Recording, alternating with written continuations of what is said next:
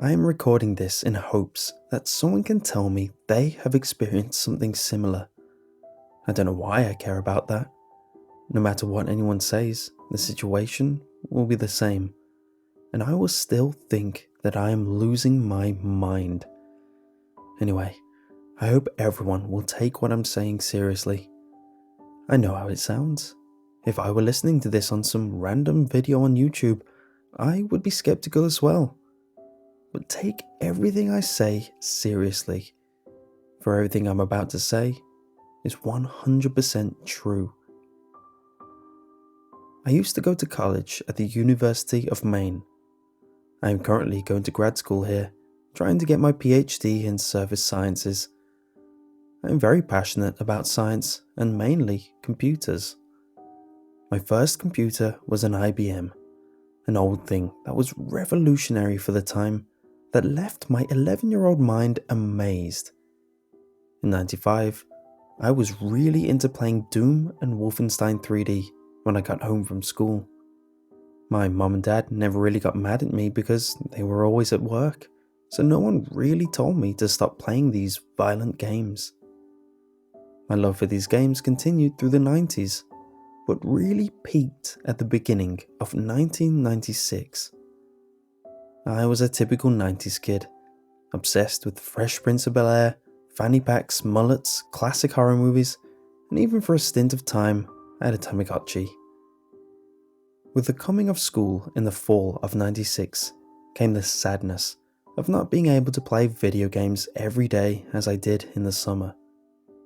However, school did bring the joy of friends. At lunch and sometimes in class, we would talk about games and new releases that would be coming out soon. Back then, we didn't have websites dedicated to video games news. Instead, my friend group relied on Jeff, one of the more wealthy kids in our friend group, who was subscribed to a video game magazine company that sent out an issue once a month.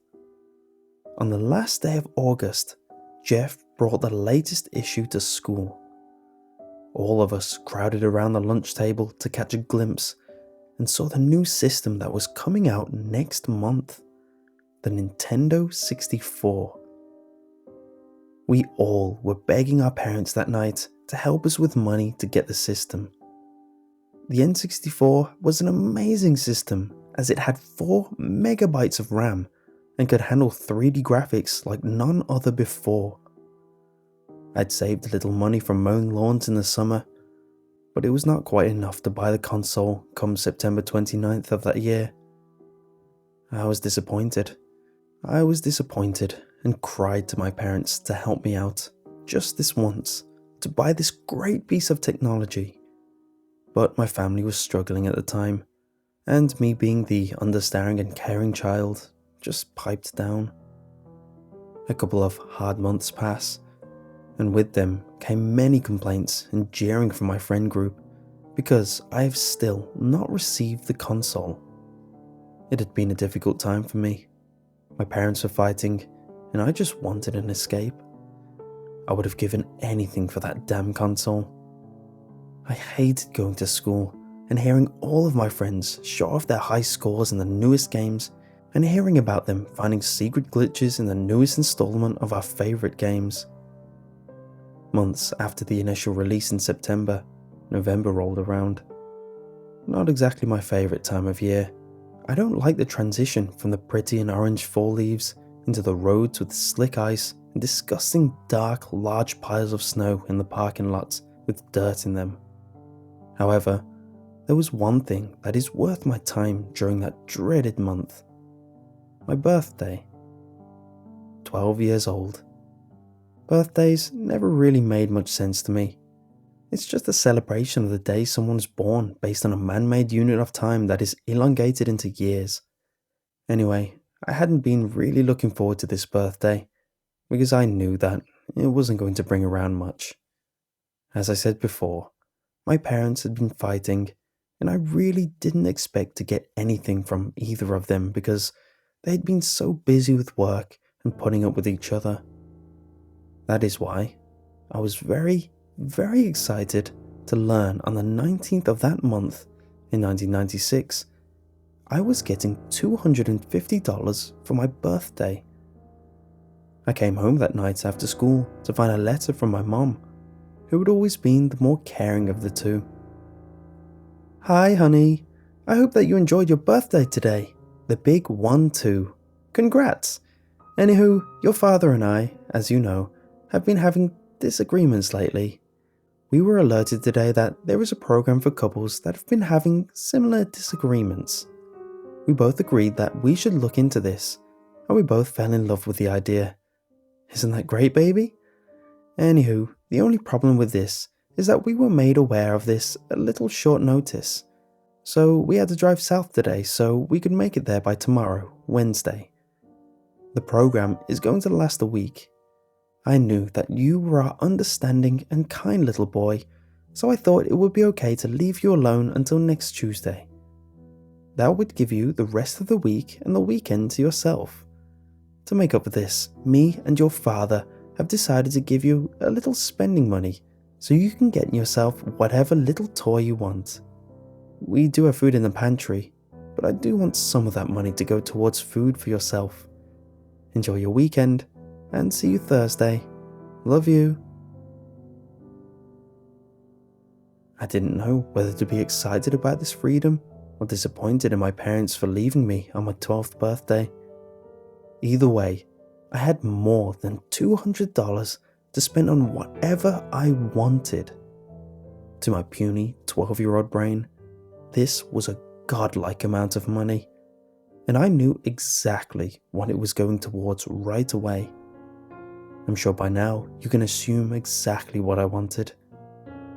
I took the money out of the envelope, threw on my windbreaker and my old Pro Wings, and hopped onto my old red bike I named Silver. I started to head east, past my dad's pharmacy, past the school, and past Jeff's house. I didn't really look over towards his house.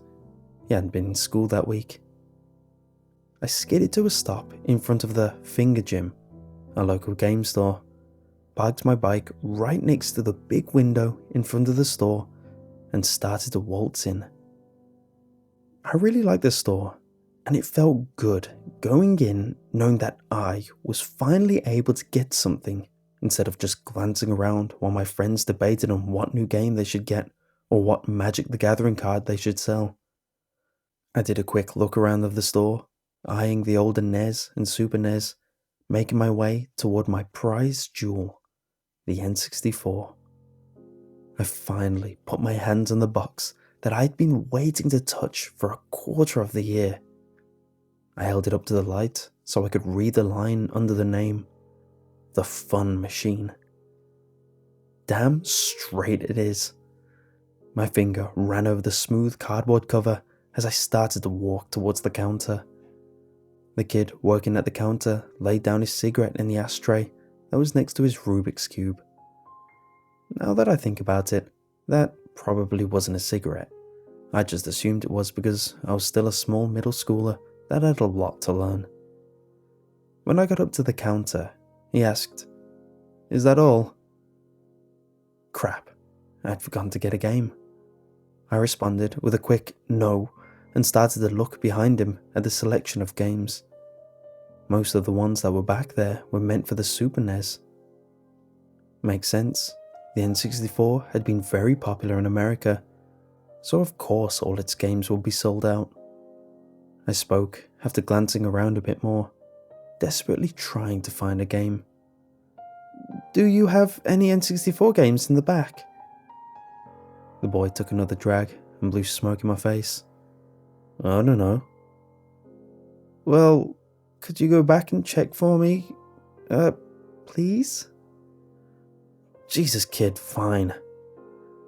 He got off of his stool and started towards the back. He pushed the curtain out of the way and started to search. I looked around the store at the plentiful gaming posters and walls lined with board games and models of popular TV show action figures. The boy returned after less than a minute with a cartridge in his hand. "We only have one, it looks like." He started to hand it over, but then pulled it back towards him. "Wait a second, what do we have here?" He turned the cartridge over to reveal its face, only to be covered by a sticky note with the words, "Do not, under any circumstances, sell." Now see here, kid, I've never really been much of a rule follower, and this thing has been buried under some crap in the back, so I don't think anyone will be missing this anytime soon, so... He gave a wide grin to reveal his crooked teeth layered with yellow grime. "I am willing to strike a deal with you. I will sell you this game for a couple extra bucks. My boss probably didn't want to sell it because it must be some limited edition or something. So I will get you this game. Just don't tell nobody, right, kid?" Of course, my eager little mind didn't care about what was right and wrong at the moment. There was an N64 in front of my face, for God's sake, even with a possible limited edition game. So of course I took the grimy kid up on his deal, even though I knew he was going to pocket those extra few bucks.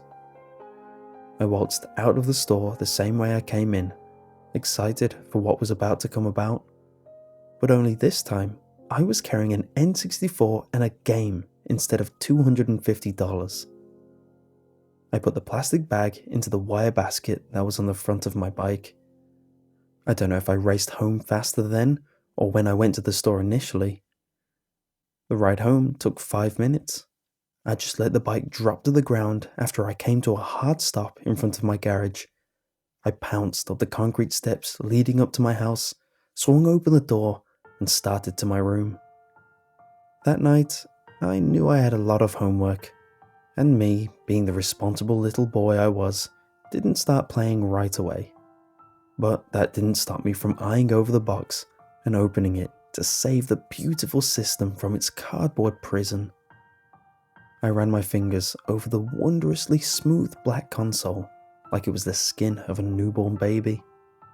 I carefully set the console on my dresser and plugged it into my box TV. I led the wire from the infamous M-shaped controller to the port on the front of it. I was smiling through all of this, but stopped suddenly when realizing I'd forgotten something. I didn't even know what game I had bought. I quickly but carefully set the controller down on my bed and removed the cartridge from the bag.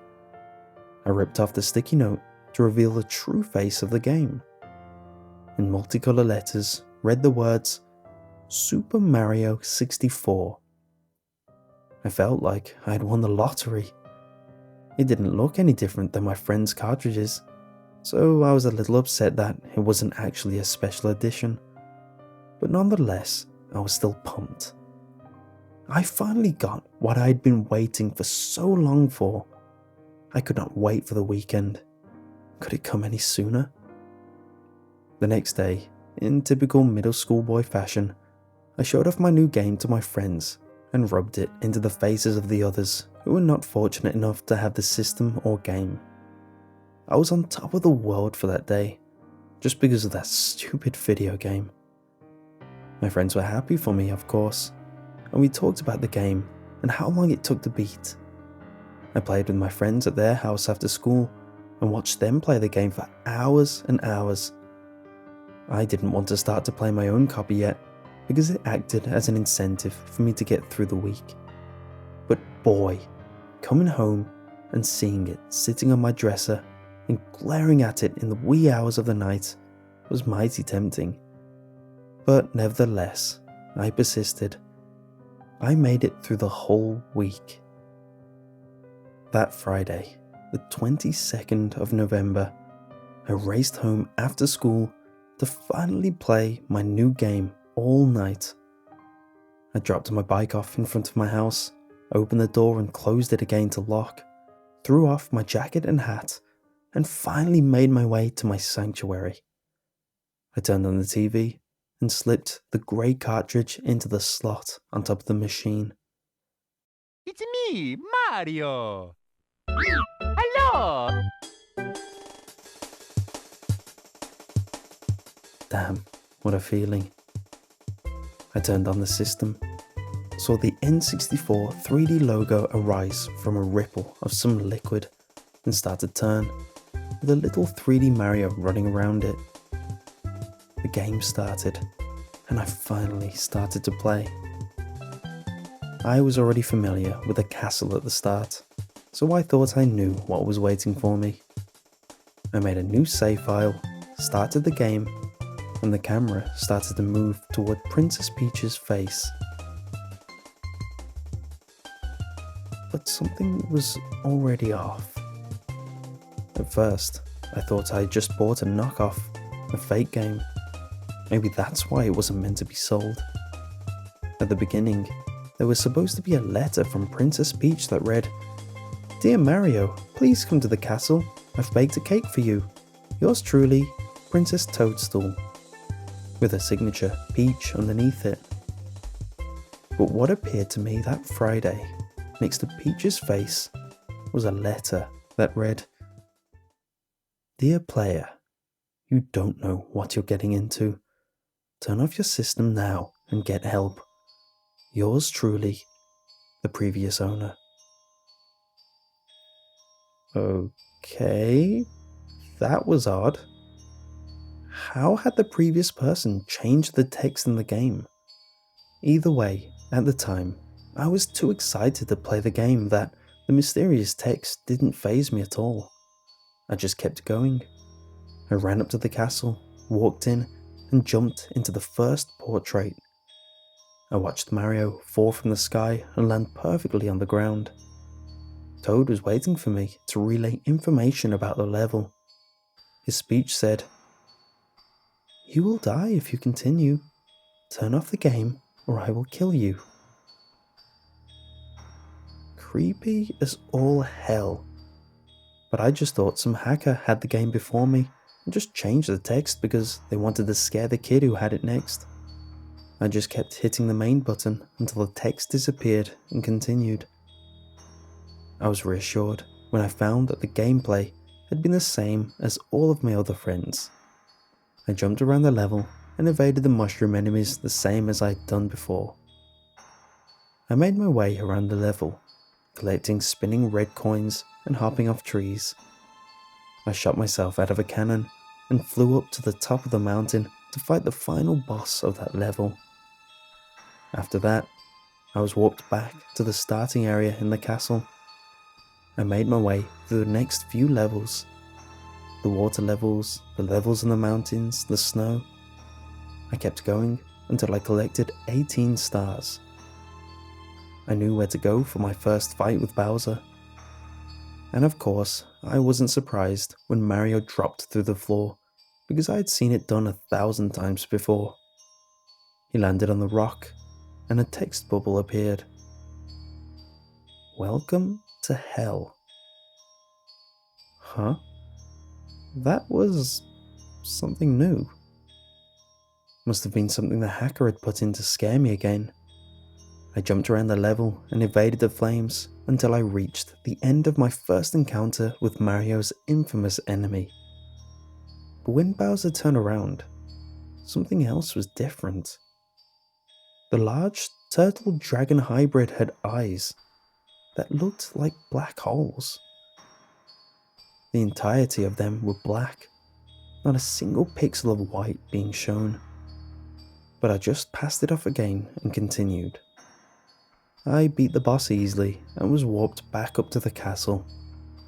But in the corner of the screen, right before the scene transitioned into the castle intro, I saw Bowser get up. He moved away towards the edge of the map and shapeshift into a tall, black humanoid figure. The only thing that the new entity had that resembled the original Bowser were the long, pointed teeth protruding from his mouth. I was very freaked out at this point, and I was reluctant to get out of the map. At first, I thought the game had glitched, but for some reason, I was in a part of the castle that I shouldn't have been in until later in the game. Looking up, for as far as Mario could see, was the endless hallway. Now, I'm sure some of you know what I'm referring to. You couldn't even access the area without having the right number of stars. Also, those who have played the game know that when you start to walk up the stairs, it seems like they go on forever, unless you know the backwards jump glitch or have the right number of stars, of course. I was excited at this point. I had forgotten about the strangeness of the game for a brief few minutes. I made it this far in one day? I would have to show my friends so they would know how good I was and how dedicated I am to the game. The only thing that could make the situation better was if I could actually make it to the top of the stairs. I placed Mario's little foot on the first step and started to ascend. After a few minutes of still climbing the stairs, I was about to give up. But then I remembered something. There should be pictures of Bowser on the side of the walls leading to the top, but I haven't seen anything. Immediately after I had that thought, I saw the edge of a frame. I jumped up the stairs to get there quicker and landed in front of the picture. To my horror, I saw a very familiar image. Sitting on a rock was 6-year-old me, with my old dog who had died, Lassie. I was very shaken up by this. All of my other excuses for the strange events held no weight now. This just couldn't be explained away. Of course, my curiosity told me to continue. I started ascending again, only to find more familiar pictures. I walked past a plethora of photos, all of which were of me and my family. Not only were the photos themselves familiar, but the order they were in were hauntingly similar to the ones leading up the staircase to our second level. Remember, this was very early Saturday morning, around 2 or 3 a.m, so my parents weren't supposed to be home yet. But I swear I heard something on the steps outside of my door. This couldn't be possible.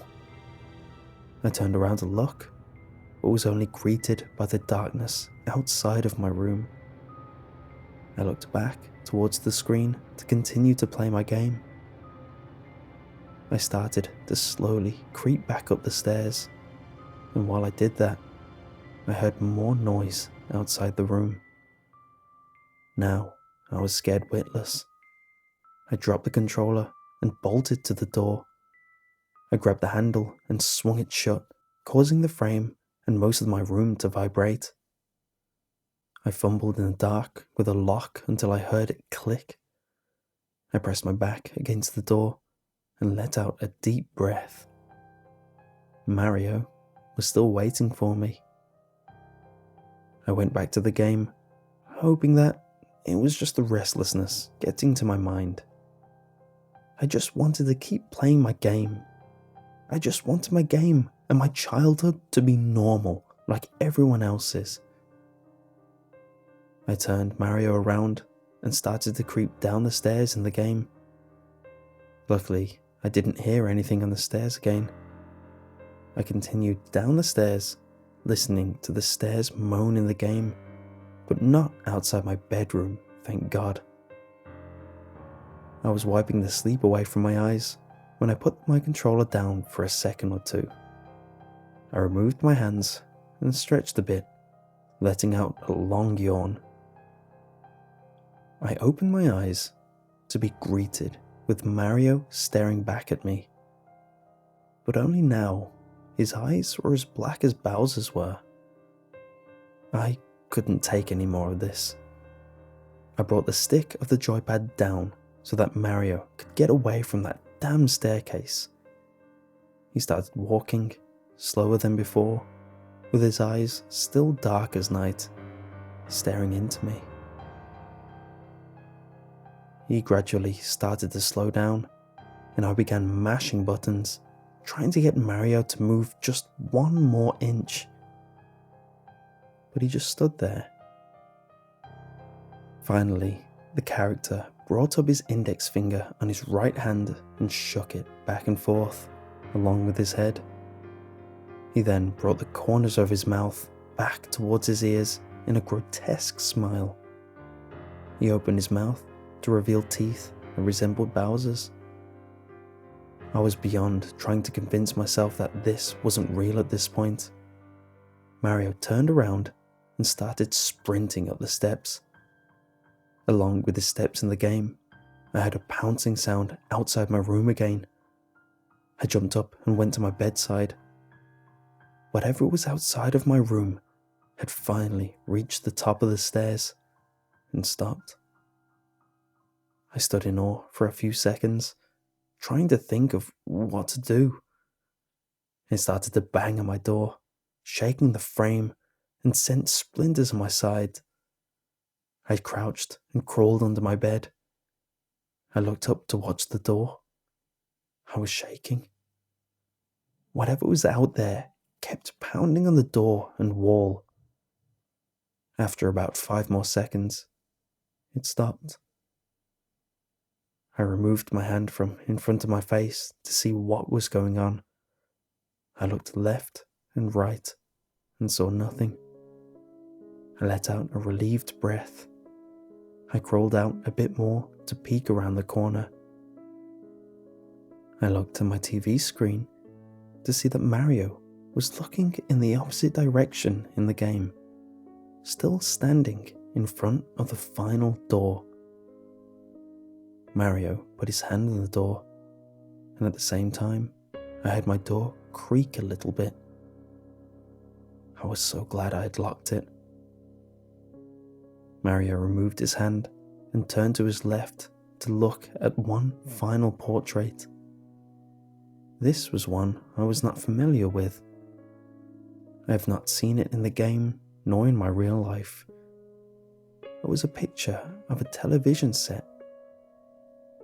Mario put his hand on the portrait and it began to ripple like the other portraits previously when going into a new level. When it touched it, my TV began to crinkle with static. I could barely make out Mario through the white noise as he removed his hand. Everything went back to normal. He took a final look to his left, stared straight into my soul, and opened his mouth for another one of those smiles. He shoved himself into the portrait. My TV emitted the loudest static noise I had heard. It then began to ripple and shake. The screen shattered and sparks flew from the back of the set. I didn't have time to see what was crawling out of its remains. I rolled out from under my bed and started towards the window. I ducked down and hit my shoulder against the window. The glass shattered and I flung my body out of my room as the set continued to spark and set my drapes ablaze. I hit my roof and tumbled down. The last thing I thought about before rolling off and smashing my head against the concrete sidewalk was the snow. It was the first snowfall of the winter, and I'd missed watching it because I was too distracted by the game. I woke up that Wednesday in the hospital and saw my parents and a nurse next to me. They caught me up on everything that had went down. The house had caught on fire for some unknown reason and was done for. We would be living in a hotel for the next few weeks until we found a place to rent. I had a nice long break.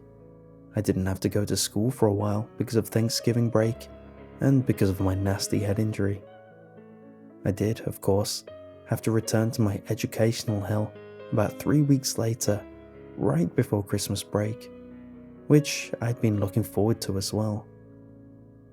I returned and continued throughout my classes with little to no struggle. Teachers were going easy on me. Who would give a kid whose house burned down, sustained a head injury, and whose parents were going through a divorce, stressful hours of homework? Returning to school did bring about the joy of my friends' company, however. My friends jumped on me with a ton of questions about my house. I remembered nothing. I got questions about my game after that, of course, too. I didn't tell them exactly what happened because I knew they wouldn't believe me. I just gave short and quick answers so they would stop pestering me. Then they brought up Jeff. He had been playing the game down in his basement while his parents were away during the week. Now, I don't know if this is true, but the gang told me that Jeff's parents had returned home to find Jeff under the steps leading to the basement, hanging by the cord of his N64 controller. They told me that the police told his folks it wasn't a suicide due to the head wounds and gouged out eyes. But it hadn't been ruled as murder either, because there were no signs of struggle. Jeff's dad, they told me, had sold his N64 and copy of Super Mario 64 to the Finger Gym to get the reminder out of their house.